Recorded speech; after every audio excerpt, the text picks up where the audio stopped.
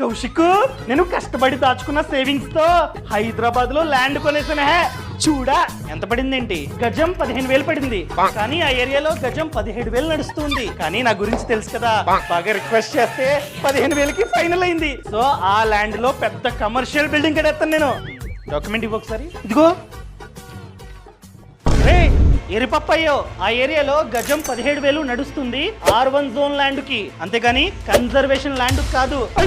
నువ్వు కనుక conservation zone లో ఉన్నటువంటి ల్యాండ్ ని కొన్నట్లయితే ఆ ల్యాండ్ లో 25% ఆఫ్ ల్యాండ్ లో మాత్రమే నువ్వైతే కన్స్ట్రక్షన్ చేయాలి. రిమైనింగ్ 75% ఆఫ్ ల్యాండ్ ని ఖాళీగా వదలాలి. 25% ఆఫ్ ల్యాండ్ లో కన్స్ట్రక్షన్ చేసినా కూడా హైట్ అన్నది 18 మీటర్స్ వరకు మాత్రమే ఉండాలి. అర్థమైందా? అలాంటి ల్యాండ్ ని నువ్వైతే కొన్నావు, దాని రేటు 15,000 కంటే తక్కువ ఉంది. ఒకవేళ నువ్వు కనుక R1 జోన్ లో ఉన్నటువంటి ల్యాండ్ ని కొంటే 100% ఆఫ్ ల్యాండ్ ని నువ్వైతే కన్స్ట్రక్షన్ కి యూజ్ చేసుకోవచ్చు. అమ్మో!